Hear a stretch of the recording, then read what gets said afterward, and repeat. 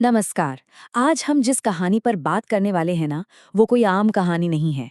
आज के इस विश्लेषण में हम राजस्थान के शेखावटी क्षेत्र की एक ऐसी कुख्यात और सच्ची घटना पर नजर डालेंगे जो सीधे आपके दिमाग को झकझोर कर रख देगी।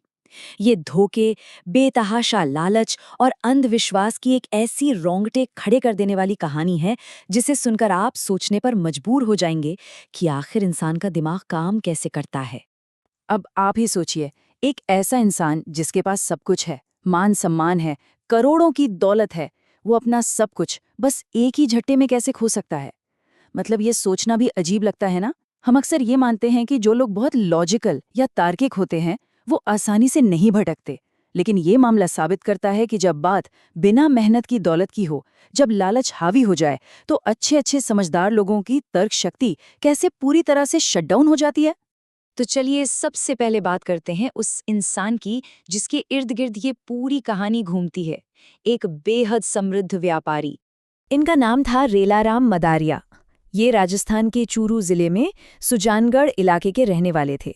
और देखिए, ये कोई ऐसे इंसान नहीं थे जो जिंदगी में किसी तरह का संघर्ष कर रहे हों। बिल्कुल नहीं।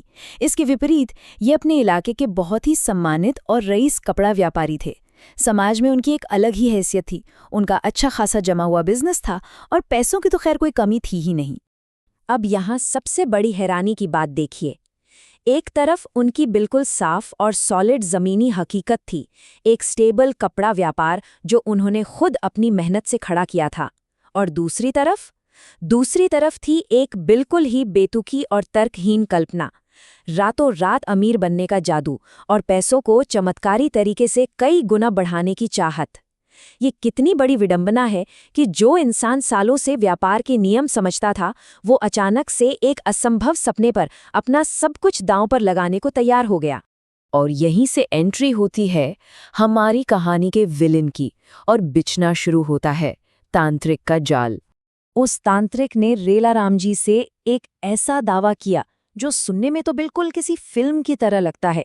उसने कहा, मैं आसमान से पैसों की बारिश कराऊंगा और तुम्हारे सारे कैश को रातों रात कई गुना बढ़ा दूंगा। अब आप कहेंगे, कोई भी अक्लमंद इंसान ऐसी बेवकूफ़ी भरी बातों में कैसे आ सकता है?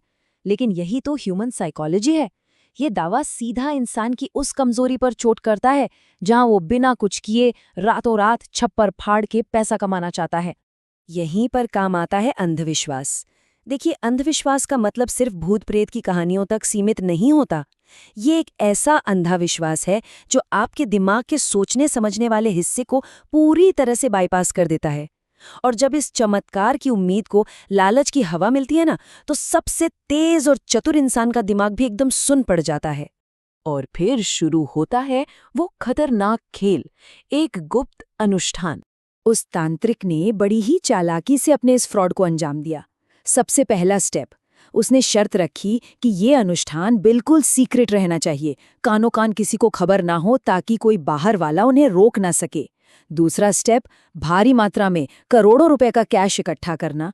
और तीसरा स्टेप, रेलाराम जी ने अंधविश्वास में आकर अपने परिवार वालों को भी इसमें शामिल कर लिया, इस उम्मीद में कि बस अब तो हमारे पास अथाह धन आने ही वाला है। जरा सोच कर देखिए, करोड़ों रुपए, वो भी कैश, एक पूरी तरह से फर्जी अनुष्ठान के लिए अंधेरे में बोरियों में भरकर रखे गए। ये सब कुछ सिर्फ और सिर्फ एक इल्यूजन, एक अंधे विश्वास के कारण हो रहा था। ये सोचना भी सिहरन पैदा कर देता है कि कैसे पूरा का पूरा परिवार एक साथ इस अजीब से भ्रम में जी रहा था। लेकिन हर धोखे की तरह इसका भी अंत होना ही था, और ये बना एक बेहद दुखद विश्वासघात। ये सिर्फ कुछ पैसों के चले जाने की कहानी नहीं है। अनुष्ठान के कुछ ही दिनों बाद जो होना था वही हुआ। वो तांत्रिक करोड़ों का कैश लेके रफू चक्कर हो गया। लेकिन असली त्रासदी तो इसके बाद शुरू हुई। कुछ ही हफ्तों में इस सदमे से परिवार के अंदर संदिग्ध मौतें होने लगी। महीनों तक वो पूरा परिवार एक गहरे मानसिक आघात और भारी ट्रॉमा से गुजरता रहा। और फिर सालों साल पुलिस इन्वेस्टिगेशंस और कोर्ट कचहरी के चक्कर। उस तांत्रिक ने सिर्फ उनका पैसा नहीं लूटा, उसने उस परिवार को शारीरिक और भावनात्मक रूप से पूरी तरह से तबाह कर दिया। और जब इस पूरी घटना की सच्चाई पुलिस और स्थानीय लोगों तक पहुंची, तो पूरे राजस्थान में एक सदमे की लहर दौड़ गई। लोग सन्न रह गए। एक संपन्न, सुखी और सम्मानित परिवार इस तरह ताश के पत्तों की तरह कैसे बिखर सकता है, इस खबर ने हर किसी को अंदर तक झकझोर कर रख दिया। तो इस पूरे विश्लेषण का आखिर निचोड़ क्या है? इस भ्रम से हमें क्या सीख मिलती है? अगर हम समाज के रूप में इससे कुछ सीख सकते हैं तो वो ये 3 बातें हैं जो हमेशा याद रखनी चाहिए। पहली बात, आज के इस युग में भी इन अंधविश्वासों से बचें। पैसा डबल करना या पैसों की बारिश जैसी बातें सिर्फ और सिर्फ एक बहुत ही खतरनाक मिथक हैं। दूसरी बात, इस बात को गांठ बांध लीजिए कि कड़ी मेहनत का दुनिया में कोई शॉर्टकट नहीं है।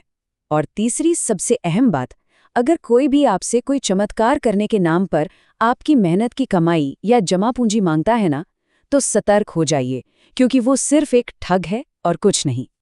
और ये घटना कोई पुरानी भुला दी गई लोक कथा नहीं है। आज भी अगर आप सुजानगढ़ या लाडनू की तरफ जाएंगे तो लोग इस कहानी को भूले नहीं हैं। ये आज भी एक चेतावनी की तरह लोगों को सुनाई जाती है, ताकि ये सुनिश्चित किया जा सके कि कल को कोई और इंसान या परिवार लालच और धोखे के इस खौफनाक जाल में दोबारा न फंसे। तो इस चर्चा को खत्म करने से पहले मैं आपके लिए एक सवाल छोड़ना चाहता हूँ। हम कहते हैं कि हम बहुत मॉडर्न हो गए हैं, है ना?